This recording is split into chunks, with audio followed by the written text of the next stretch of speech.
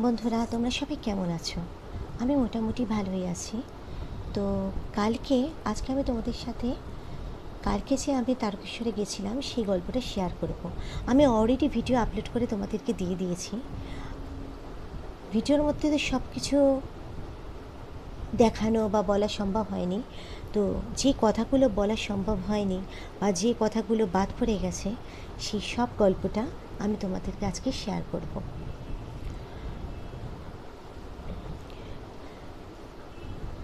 কালকে যে তারকেশ্বরটা গেলাম তার একটা বিশেষ কারণ আছে। আমার এত বছর হয়ে গেছে আমার বিয়ে। তো এত বছর বিয়েতে আমি একবারও তারকেশ্বর যাব বলেও মনে হয়নি আমার। মনের মধ্যে কখনো ডাকই আসেনি তারকেশ্বর যাই আমি। ছোটোবেলায় যখন স্কুলে পড়তাম আমি আর আমার দিদি, তখন মা বাবা আমায় আর আমার দিদিকে তারকেশ্বর নিয়ে গিয়েছিল। ছোটোবেলাতে অনেকবারই গেছি, তবে শেষবার মানে মা বাবার সাথে লাস্টবার যখন তারকেশ্বরে যাই, সেই স্মৃতিটা আমার ভীষণভাবে মনে আছে। যে আমি, মা, দিদি তিনজনেই দণ্ডি কেটেছিলাম,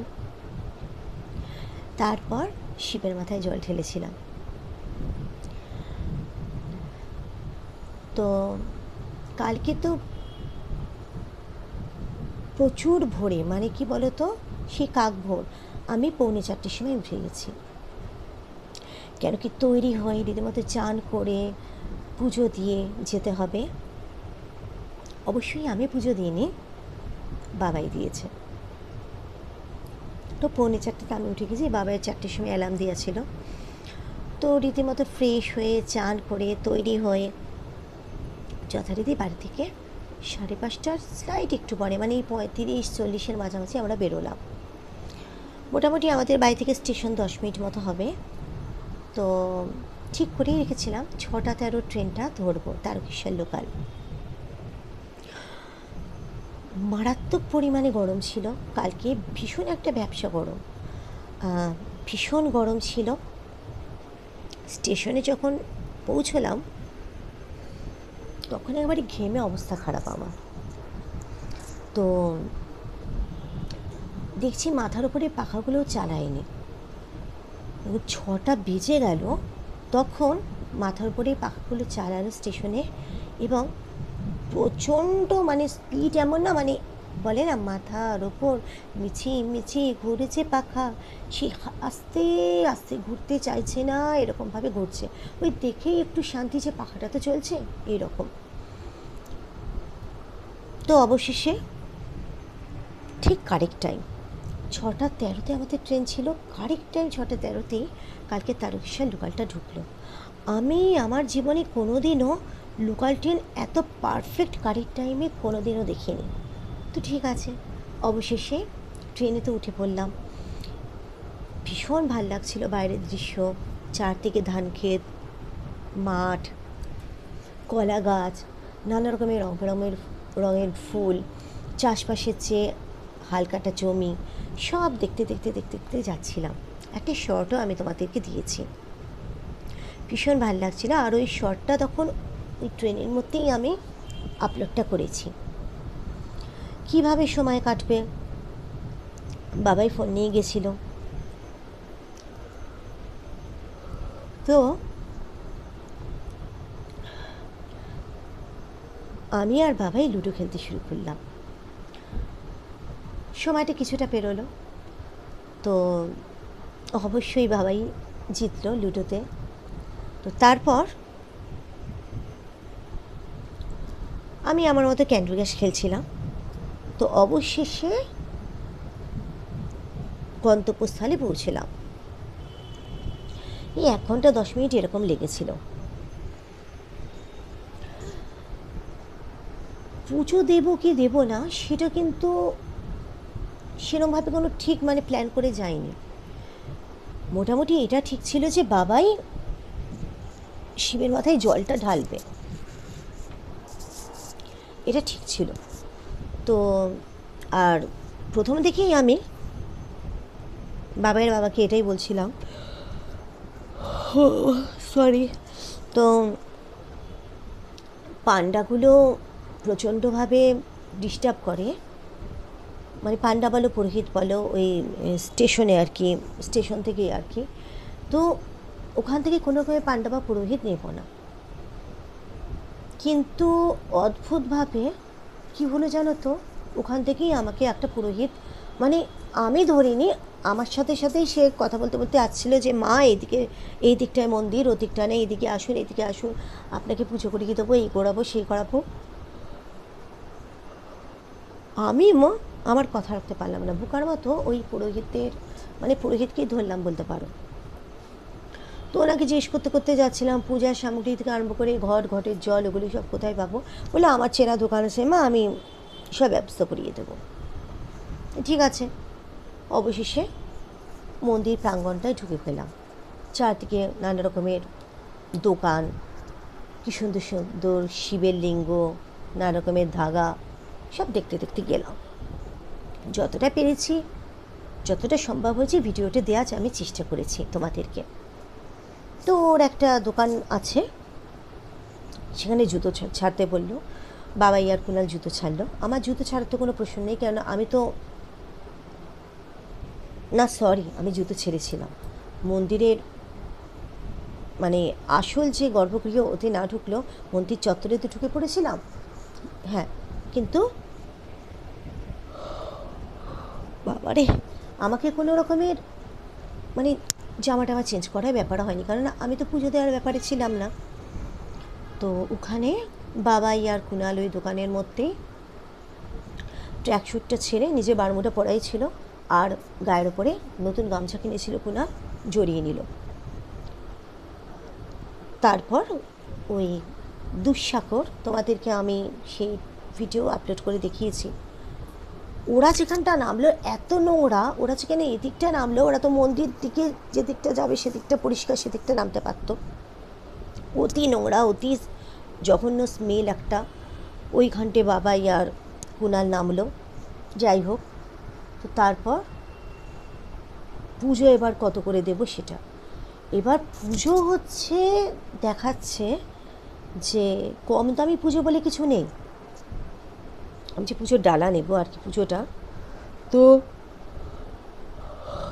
কেন এত হাই উঠছে বুঝতে পারছি না বাবারে, সরি।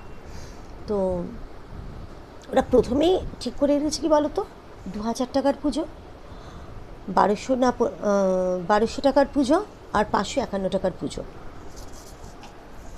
তো অগত্যা কী করবো, কুনালও বললো বাবাই পুজো দেবে, তো অগত্যা 551 টাকার পুজোটাই মানে ঠিক করলাম আমরা, কারণ বাচ্চা একা দেবে পুজো।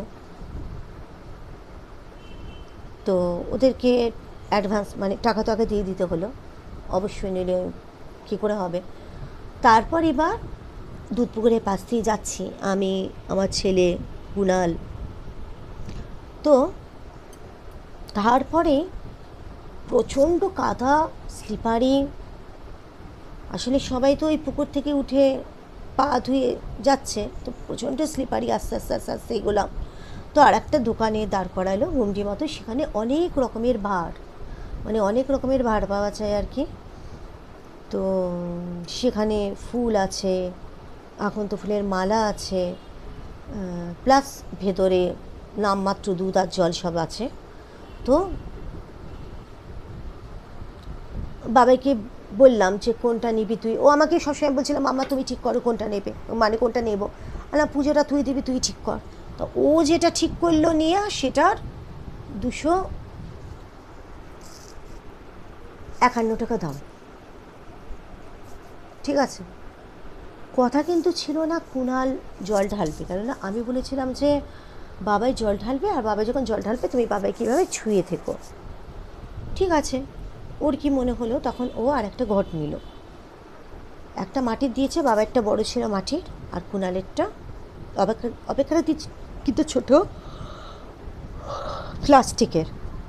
তো কুনালেরটা দাম নিল 101 টাকা। তো যথারীতি মন্দির প্রাঙ্গণে গেল। তো মন্দির প্রাঙ্গণে আমি প্রথমেই যে আমার যে পুরোহিত ছিল, যে আমাকে স্টেশন থেকে ধরেছিল, তাকে আমি প্রথমেই জিজ্ঞেস করেছিলাম যে ওখানে ভিডিও ফটো এগুলো নিতে পারবে কি না। তো উনি কোনো অবজেকশন দেয়নি, শুধু বলেছে যে মেইন যে গর্ভগৃহ তাতে কোনো ফটো আপনি তুলতে পারবেন না, মেন মন্দিরটার চারপাশে মন্দির চত্বরে আপনি ফটো তুলতে পারবেন। অতএব যখন আমি ফটো তুলতে যাচ্ছিলাম, মানে ভিডিও করতে করতে যাচ্ছিলাম, তখন ওই একজন খুব জোর জোর, সেটা বোধহয় ভিডিওতে তোমরা শুনেওছো, বলছে ভিডিও ক্যামেরাটা বন্ধ করুন, ক্যামেরাটা বন্ধ করুন বলছে। তো যখন ওখানে গিয়ে দাঁড়ালাম, মন্দিরে একদমই গর্ভগৃহর কাছেই আর কি, তো তখন আমি আমার পুরোহিতকে বললাম যে আপনি তো কোনো রকমের বারণ করেননি যে কোনো রকমের বাধা নিষেধ আছে, আমি ভিডিও ধরতে পারবো না, তো এ তো আপনারই লোক আছে, এ তো ভিডিও ধরতে বারণ করছে আমাকে।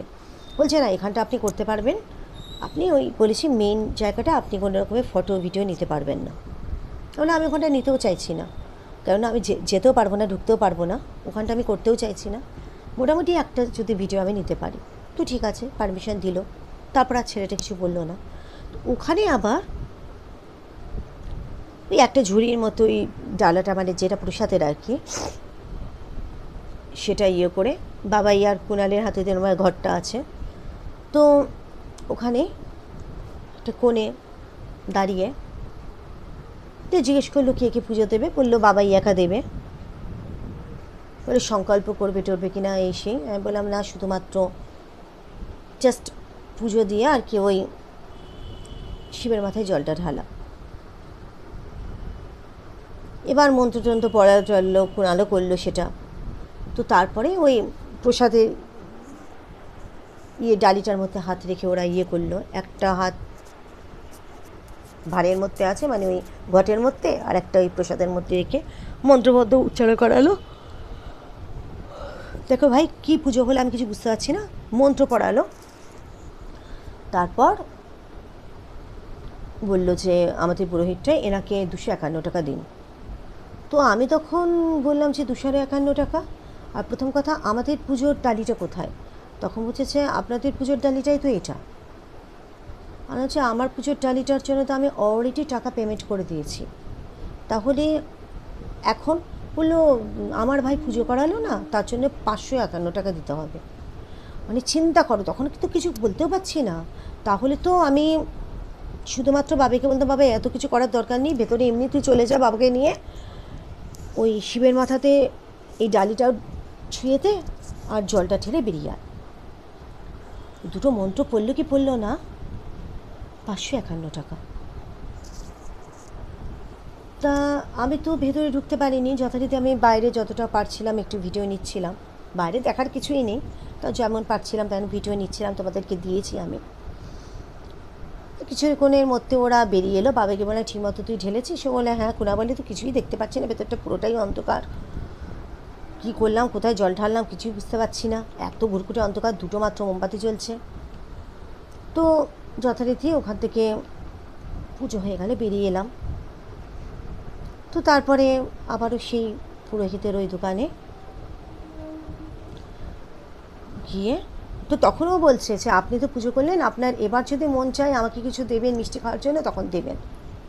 তা আমি মনে মনে ঠিক করে রেখেছিলাম বাবা এতগুলো টাকা তো গেলই এখনই, কেননা ওই ডালার জন্য, এই পুজো দেওয়ার জন্য আবার 551, প্রসাদটা নেওয়ার জন্য 551, 551 কমে কোনো রকমের পুজো ওরা রাখেনি। তো এখন আবার মিষ্টি খাওয়ানোর জন্য ঠিক আছে, মনে মনে ঠিক করে রেখেছি 101 টাকা দেবো ওনাকে, যথেষ্ট। তো তারপরে বাবা এরা রীতিমতো ওখানে জামা টামা পরে নিল, পরে টরে নিয়ে জামা কাপড় যেগুলো মানে ওই গামছা টামছাগুলো ঢুকিয়ে দিল আর কি। ঘর দুটো আছে, ঘর দুটো তো ফাঁকা, সব ঢেলে এসেছে শিবের মাথায়।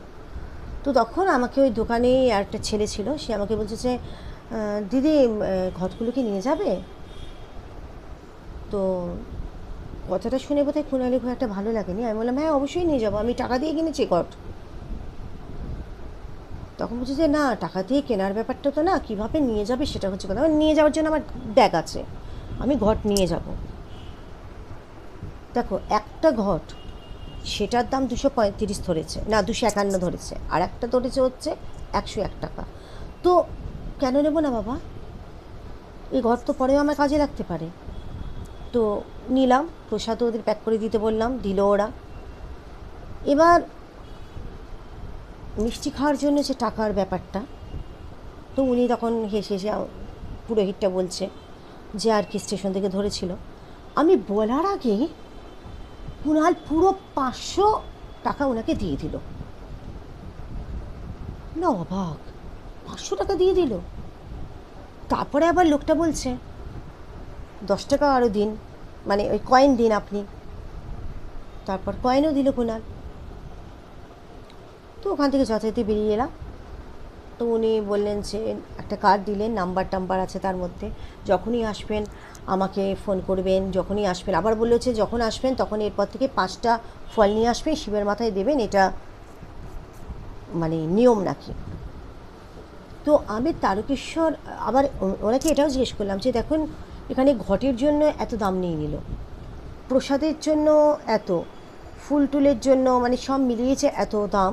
তা আমি এরপর থেকে মানে নিজে বাড়ি থেকে ঘট বলুন, দুধ, জল এগুলো বলুন। বলে জল আপনি নিতেই পারেন, সবচেয়ে ভালো দুধ পুকুর থেকে যদি আপনি জল নিতে পারেন। ঠিক আছে, নিলে পায়ে হেঁটে যদি গঙ্গা জল আপনি আনতে পারেন, ভালো কথা। মানে বললো যে বাড়ি থেকে আনা অ্যালাউ আছে এখানে, সেটা করতে পারেন আপনারা। তা আমি তারকেশ্বর যেদিন গেলাম, মানে কালকে, তার আগের দিন রাত্রিবেলা আমি আমার এক বোনকে ফোন করেছিলাম। সে কিন্তু আমায় বারবার বলে দিয়েছিল যে বুলদি এরা কিন্তু মারাত্মকভাবে ঠকবে তোমাকে, মানে গলা কাটবে একেবারে।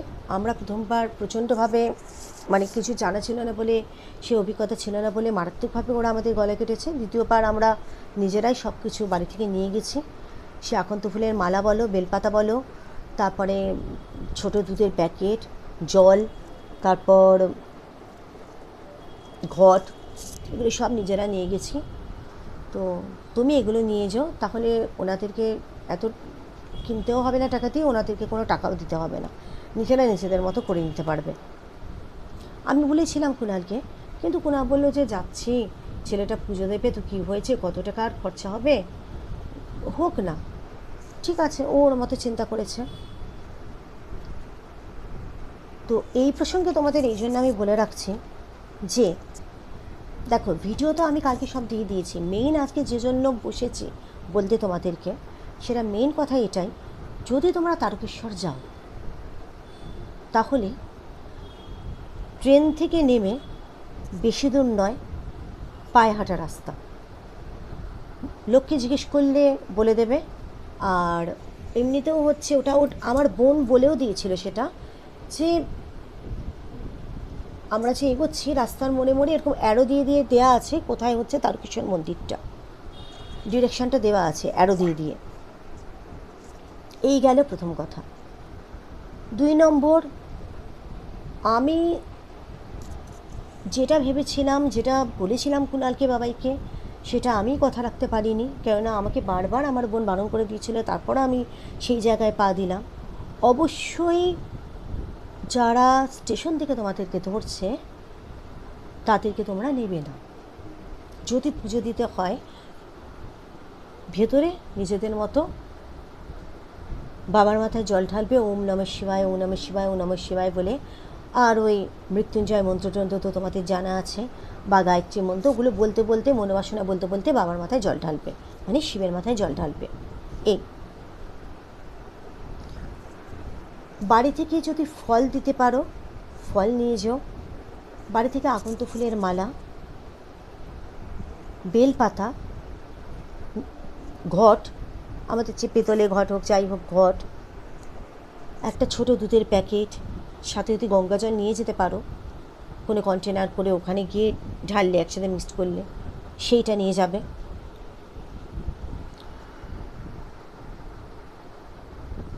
এই হচ্ছে ব্যাপার। কেননা ঘট আর তোমাদের অত টাকা দিয়ে কিনতে হবে না, বড় ঘটের এত দাম, ছোটো ঘটের এত দাম, কোনো দরকার নেই, সেটা করতে হবে না, সেই খরচা বাদ দাও। পুজোর ব্যাপারেও বলে দিচ্ছি, সংকল্প টঙ্কল্প ওরা কী করে আমি জানি না, কী পুজো করালো তোমাদের আমি ভিডিওতে দেখিয়েছি, ওই কটা মন্ত্র পড়ার জন্য 551 টাকা।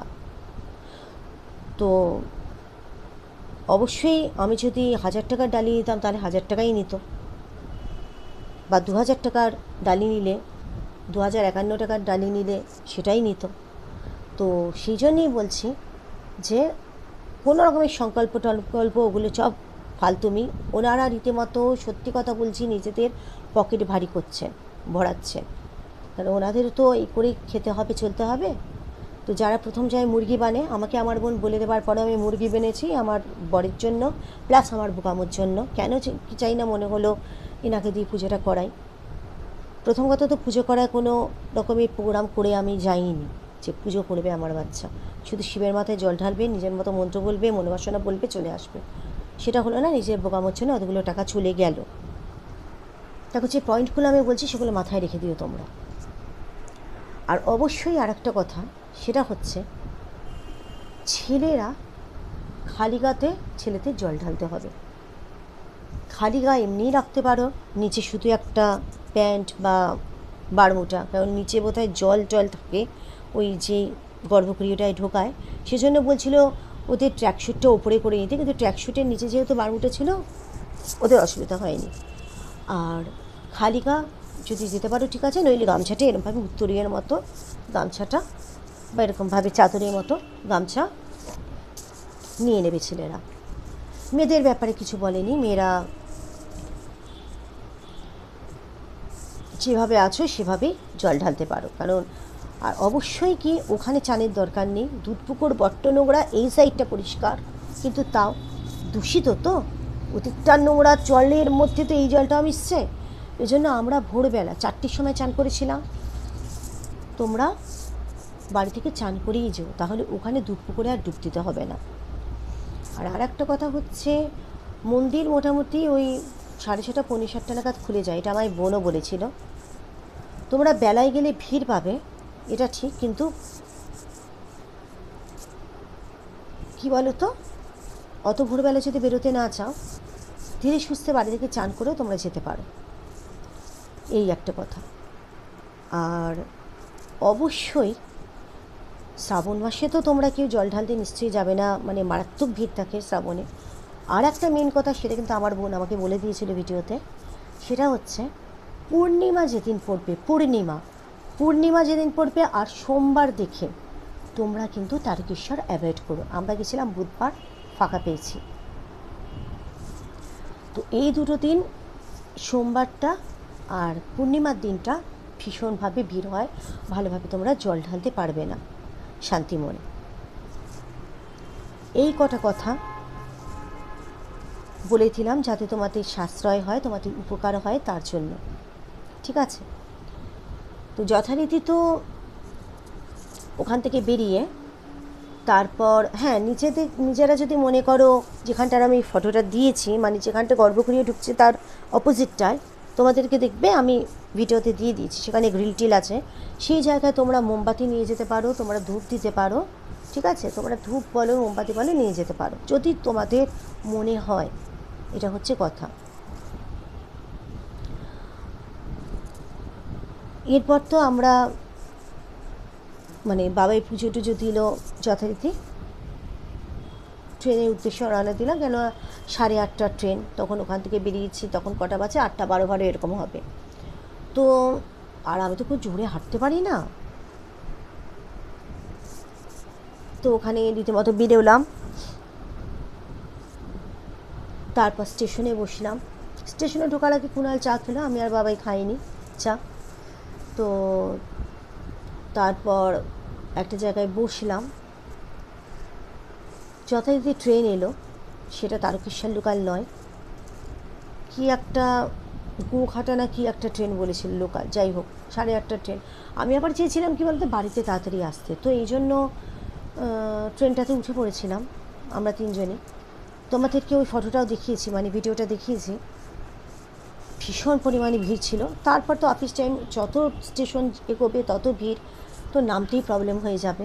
তো অবশেষে নেমে পড়লাম, কারণ কুণাল খুব রাগারাগি করছিল। আমি বললাম ঠিক আছে চলো, বলেছিল যে, তখন বললো যে তোমাকে ফাঁকা ট্রেনে নিয়ে যাবো। আর ঠিক আছে, যদি দেখো ফাঁকা ট্রেন পাও তো ঠিক আছে, নেমে গেলাম। এই তো তারপর স্টেশনের মধ্যে আরেকবার আমি আর ছেলে লুডো খেললাম, আর তারপর একটু বসেছিলাম, ভাবলাম আমি আর ছেলেতে একটা ফটো তুলবো। যে এই মুহূর্তে ভেবেছি, সেই মুহূর্তে ওখানে গিয়ে দেখছি কি বলো তো, একটা আমি যেখানে বসেছি, আমি ছেলে যে সিটটাতে আর কি, পেছনে একটা বিরাট বড় ষাঁড়, সেটা আমি তোমাদেরকে ভিডিওতে দিয়েছি। আর আমি মারাত্মক ভয় পাই, মানে কি বলো তো, এমনি না, মানে গুটির মুটিয়ে দিলে হঠাৎ করে দৌড়ি শুরু করে দেয়। তো আমি ওই জায়গাটা ছেড়ে সামনের বেঞ্চটায় বসলাম, কেননা আরও বেশি কী বলো তো, আমার চুলটা বাবাই বলে একটু লাল লাল কালার আর কি আমার চুলটাতে, এতে যদি ওরা আবার লাল দেখে আবার খেপে যায় আরও কেলেঙ্কারি কাণ্ড। তো এই জন্য আরও বেশি ভয় পেয়ে আমি অপোজিটের সিটটায় বসলাম। তো তারপরে 9:12 একটা ট্রেন এলো, সেটা আরামবাগ লোকাল। সেটাতেও দেখলাম মারাত্মক ভিড়ই এসেছে, ভিড়ই গেল। তো অতক্ষণ বসে আছি। তারপর 9:37 তারকেশ্বর লোকাল, ওখান থেকে মানে যেটা ঢুকলো তারকেশ্বর সেটাই হচ্ছে বেরোবে। তো সেটাই উঠলাম, সেটা যথারীতি বসার জায়গাও পেয়েছিলাম। তো তারপর নামার সময়ও দেখলাম যে প্রচণ্ডই ফাঁকা, ধীরে সুস্থে ভালোভাবে ফাঁকায় ফাঁকায় নামতে পেরেছি। তো তারকেশ্বর ক্রস করার পরে তারপর যখন আমার শেয়ারফুলি উঠেছে তখন দেখছি অলরেডি পাশ দিয়ে ব্যান্ডেল লোকাল বেরিয়ে যাচ্ছে, ওখানে ভিড়টা টেনে এলো। বর্ধমান লোকাল বেরিয়ে যাচ্ছে, ভিড়টা টেনে এলো। তো ন্যাচারালি আমার ভিড়টা সেটা ছিল না, একদমই হালকা, ট্রেনটা ফাঁকা। নামলাম, এই ওখানে কিছু খাইনি, হয়তো কুণালির ইচ্ছে ছিল যে কচুরি টচুরি খাবে, কেন কি দেখো 8:30টার ট্রেনটা ধরবো বলেই মেইন টার্গেট করে রেখেছিলাম, কিন্তু ওই ট্রেনটা আছে আবার আমার ছেড়ে দিতে হবে, নেমে যেতে হবে, এত ভিড় অফিস টাইম। তো এই জন্য নামলাম, নেমে গেলাম।